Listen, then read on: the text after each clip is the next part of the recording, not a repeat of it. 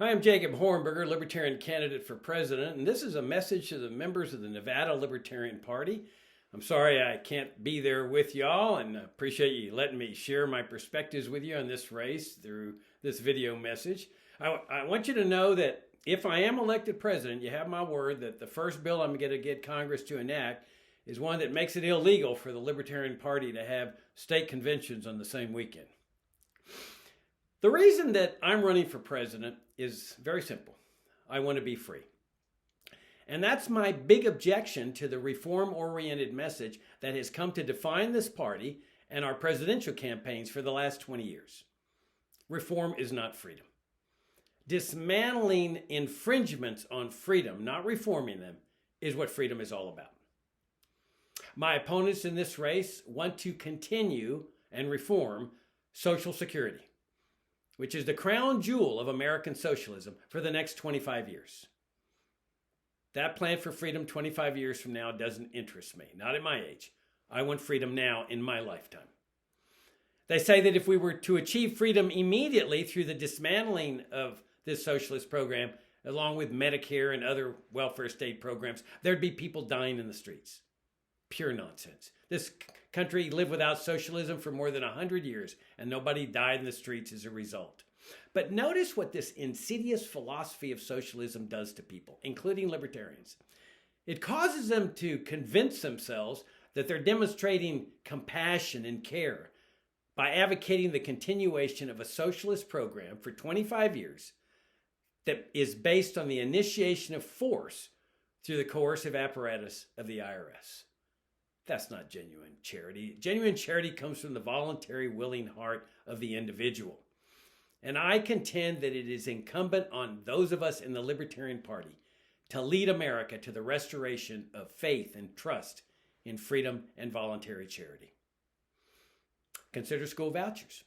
My opponents favor this socialist educational reform measure. And it's based on the same principle as Social Security and Medicare.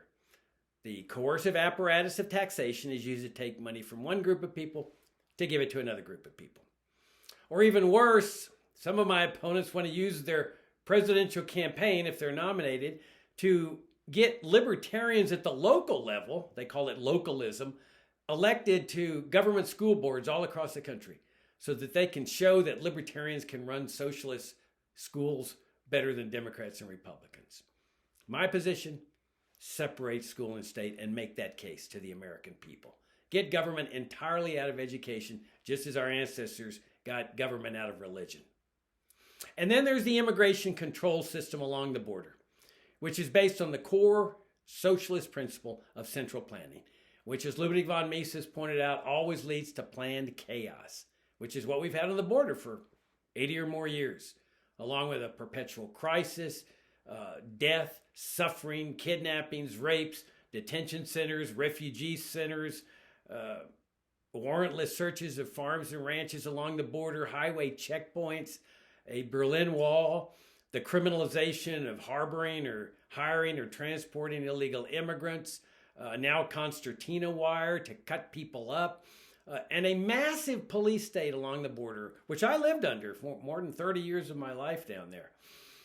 This is not what freedom is all about. A police state is the opposite of freedom. And yet my opponents all favor this system in one fashion or another. They all have a plan and they're convinced their plan will work, but no plan can make socialism work, not even a libertarian plan.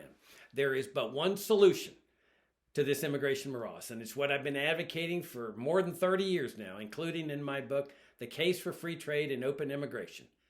Genuine open borders. The abolition of the Border Patrol, the Immigration Service, the unrestricted movements of goods, services, and people across borders, just like we have here domestically on state borders. There is no other solution. Now, my other big objection to this reform-oriented message is that it can't garner votes. We know this in this party because there's no constituency out there that's going to vote for this immigration reform, Social Security reform, educational reform. Our presidential candidate 3 years ago got barely over 1%. 50 years after the establishment of this party, 1%. Now we have two Wall Street Journal polls back to back that are already saying 1% for 2024. In other words, 99% of the respondents are saying, we don't care how unsatisfied we are with Biden and Trump, we are not voting for you. And I'm with them. I mean, I'm with the 99%. I mean, I think they're right to reject this reform message. I reject this reform message. And there's a brand new poll just published by California State University a couple weeks ago that says that number has now dropped down to 0%.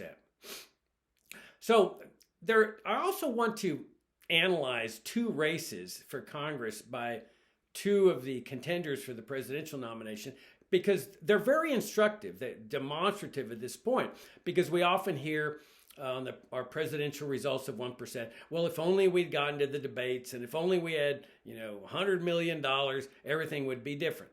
My contention is it wouldn't be different. My contention is that people already know our message. You don't need to spend all this money or get in the debates to get your message out. We've been running the same message for 20 years.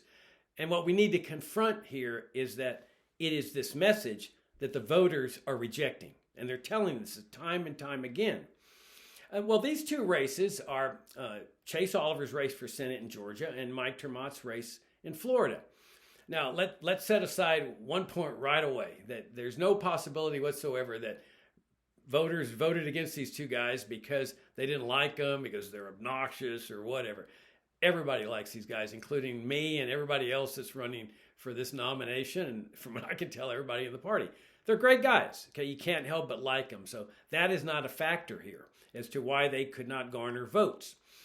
Chase got more publicity. He was running for U.S. Senate in Georgia against an incumbent U.S. Senator, Raphael Warnock, and a Republican named Herschel Walker.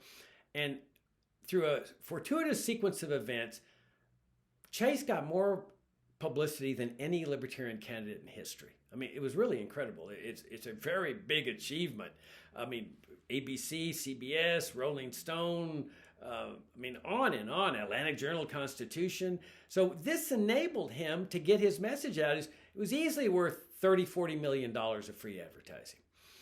And then he got into a debate with an incumbent U.S. Senator, Raphael Warnock. Incredible achievement.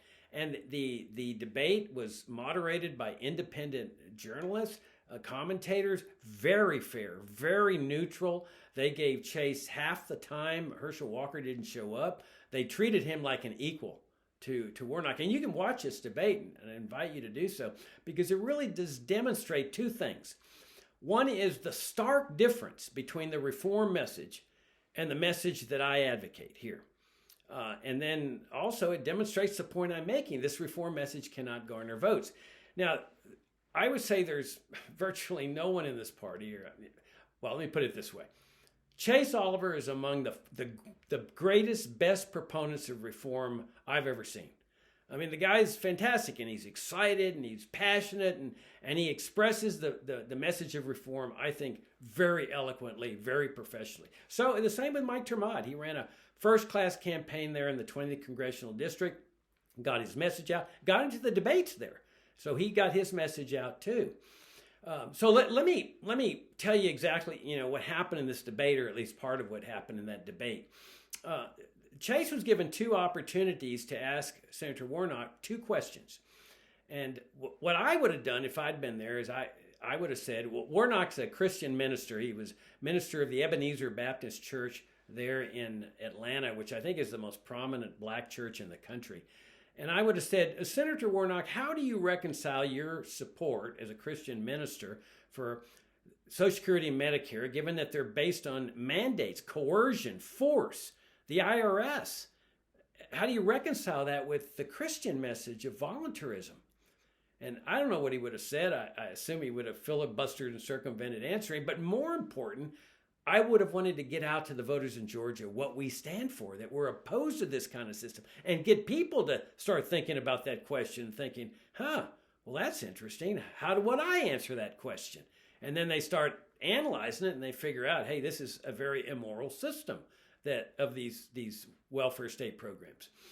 Well, Chase instead says to Warnock, as his question, are you reading the bills before you approve them, before you vote for them? Okay, that's an important question when you're dealing with reform. You want to reform Congress. You want to make it work. Chase made it clear he wanted to make the duopoly work. But it's not freedom That's my objection to reform. It's just reform. The second question I would have asked Warnock is, how can you continue supporting the war on drugs, given that this is the most racist government programs in segregation? Every black in this country knows that they get higher jail sentences and more stops and seizures. How would he have answered? I don't know. I mean, he did say during the debate, which was kind of interesting, that he opposed the jailing of nonviolent drug offenders. But I would have pressed him to say, are you ready to call right now for the end of this government program? Well, in order to get the message out to every black voter and every other voter of, hey, we oppose this thing and we recognize the racism in it. Well, Chase is given the opportunity, and he asks instead a question to Herschel Walker, who wasn't even there. And he says, why are you scared to debate me? And that was his question. All right, that's an important question with respect to reform, that he ought to be coming over and debating and defending his positions. But it's not freedom. They asked Chase during the debate, do you oppose the expansion of Medicaid? And he says, yes, I do. But he didn't question the existence of it, because he doesn't question the existence of it. He believes in Medicare and Medicaid and wants to reform them with something called direct medical care or health savings accounts. I would have said, oppose the expansion and get rid of these programs. They are the ones that destroyed what had been the finest healthcare system in history. And the only way to get rid of, to get healthcare back on the right track with low prices once again, is to repeal these two socialist programs. A centerpiece of the debate came when Chase said, I want every voter in Georgia to know that I will be a better proponent of small government than the Republican Herschel Walker. Well, I would never say anything like that. Small government conveys to people that we libertarians favor smaller ATF, smaller FDA, smaller CIA, smaller Homeland Security, smaller TSA, smaller Pentagon. We need to communicate to people that we favor the dismantling of these programs, not a smaller tyrannical regime, but a non-tyrannical regime. In other words, a free society. And that's the big difference between the reform message and the message I'm expounding. The difference is night and day. Now, who gets this is Justin Amash. I mean, he's a smart guy. He comes into the Libertarian Party, and he's now going back to the Republican Party to run for U.S. Senate. Why? He's going to have a vicious primary against competition against 8 or 9 other Republicans. They're going to attack him viciously for voting to impeach Trump and changing parties. Why would he do that? He could have the Libertarian Party nomination for Senate on a silver platter and just go into November with an L instead of an R next to his name, because he's figured it out. He's figured out that this reform Republican-like message that he expounds, that Chase expounds, that everybody else in this race expounds, there's no constituency for it in this party, that nobody's going to vote for it, or 0% or 1%. And he's figured that out. If he wants to win with this message, he's got to go to the Republican Party. Chase ended up with 2% after getting his message out to everybody. Mike ended up with less than 1%. I'm saying that this time around, let's do it completely different. I mean, if you're happy with the 1%, and there's clearly people that are happy with the 1%, that's fine. But I'm saying we can break out to a much higher level, 10 to 15%. 20 years ago, I ran for U.S. Senate in Virginia against one of the most popular governors in the history of the state, John Warner, chairman of the Armed Services Committee. No Democrat was running, but no Democrat was going to vote for me. I'm calling for the abolition of public schooling and Social Security, Medicare. I garnered 6% of the statewide, 7% of the statewide vote, 106,000 votes, voted for this message. And I have no doubts that constituency is out there. They may not join the party, but they love this packet of principles. But they won't vote for reform, immigration reform, Social Security reform. They want the whole package. And I demonstrated that. And I have no doubts that number could double, again, with a campaign of pure principle. And that's what I'm advocating here. A campaign of pure principles. Open the borders, abolish Social Security, legalize all drugs, get rid of all socialism, separate money in the state, education in the state, healthcare in the state. Let's run a campaign of pure principle for the party of principle. This time around, let's lead America to the highest reaches of freedom that mankind has ever seen.